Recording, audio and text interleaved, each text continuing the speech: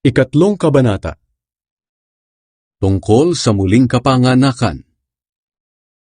May isang taong nagngangalang Nicodemus. Isa siya sa mga pinuno ng mga Hudyo at kabilang sa grupo ng mga Pariseo.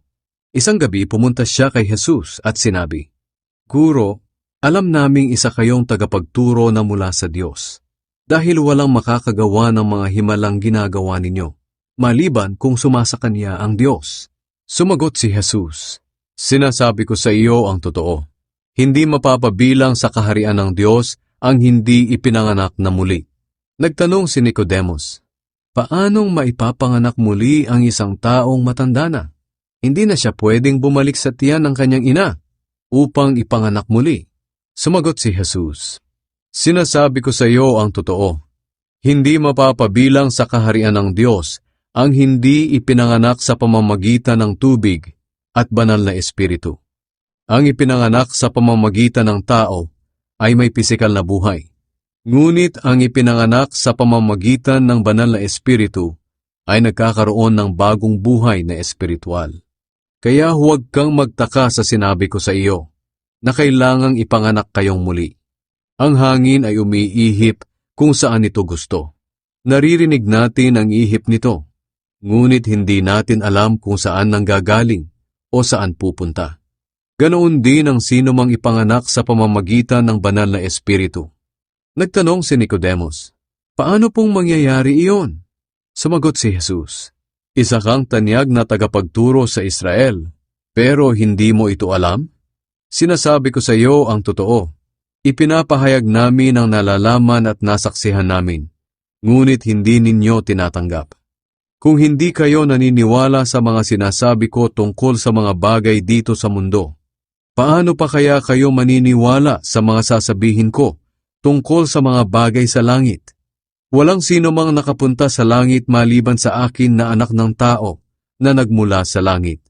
Sinabi pa ni Jesus, "Kung paanong itinaas ni Moises ang ahas na tanso sa ilang, ay ganon din naman ako na anak ng tao ay dapat ding itaas, upang ang sinumang sumampalataya sa akin ay magkaroon ng buhay na walang hanggan. Sapagkat ganito ang pag-ibig ng Diyos sa mga tao sa sanlibutan.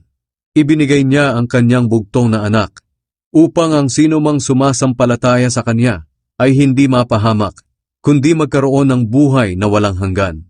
Sapagkat hindi sinugo ng Diyos ang kanyang anak dito sa mundo upang hatulan ng parusa ang mga tao, kundi upang iligtas sila. Ang sumasampalataya sa Kanya ay hindi hahatulan ng kaparusahan, ngunit ang hindi sumasampalataya ay hinatulan na, dahil hindi siya sumampalataya sa kaisa-isang anak ng Diyos. Hinatulan sila dahil dumating ang anak ng Diyos bilang ilaw dito sa mundo, ngunit mas ginusto nilang manatili sa dilim kaysa sa lumapit sa Kanya na nagbibigay liwanag, dahil masama ang mga ginagawa nila. Ang taong gumagawa ng masama ay ayaw sa liwanag at hindi lumalapit sa liwanag, dahil ayaw niyang malantad ang kanyang mga gawa. Ngunit ang namumuhay sa katotohanan ay lumalapit sa liwanag, upang malaman ng lahat na ang mabubuti niyang gawa ay nagawa niya sa tulong ng Diyos." Si Jesus at si Juan. Pagkatapos nito, pumunta si Jesus at ang mga tagasunod niya sa ibang lugar ng Judea. Nanatili sila roon at nagbautismo ng mga tao.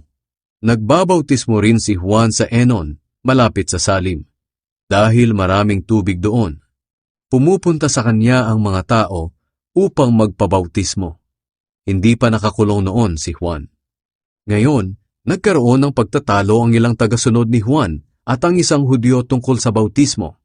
Kaya pumunta sila kay Juan at sinabi, "Guro, ang kasama nyo sa kabila ng ilog ng Jordan na ipinakilala nyo sa mga tao ay nagbabautismo na rin, at nagpupuntahan sa kanya ang halos lahat ng tao." Sumagot si Juan, "Walang magagawa ang tao kung hindi ipahintulot ng Diyos. Kayo na rin ang makakapagpatunay na sinabi kong hindi ako ang Kristo. Isa lang akong sugo na nauna sa kanya upang ipahayag ang pagdating niya.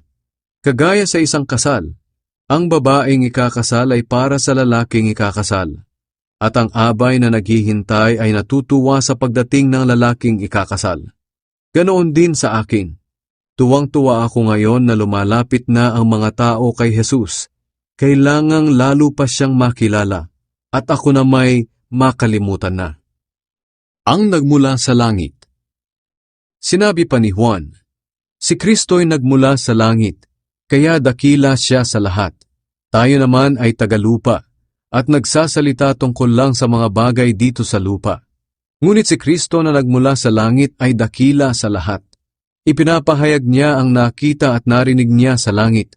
Ngunit ilan lang ang naniniwala sa kanyang pahayag. Ngunit ang naniniwala sa pahayag niya ay nagpapatunay na totoo ang mga sinasabi ng Diyos. Sapagkat si Kristo na sinugo ng Diyos ay nagpapahayag sa atin ng mga sinasabi ng Diyos, dahil lubos na ipinagkaloob sa Kanya ang banal na Espiritu. Mahal ng Ama ang Kanyang anak, at ipinailalim sa kapangyarihan niya ang lahat. Ang sumasampalataya sa anak ng Diyos ay may buhay na walang hanggan. Ngunit ang hindi sumusunod sa Kanya ay hindi magkakaroon ng buhay na walang hanggan, kundi mananatili sa Kanya ang galit ng Diyos.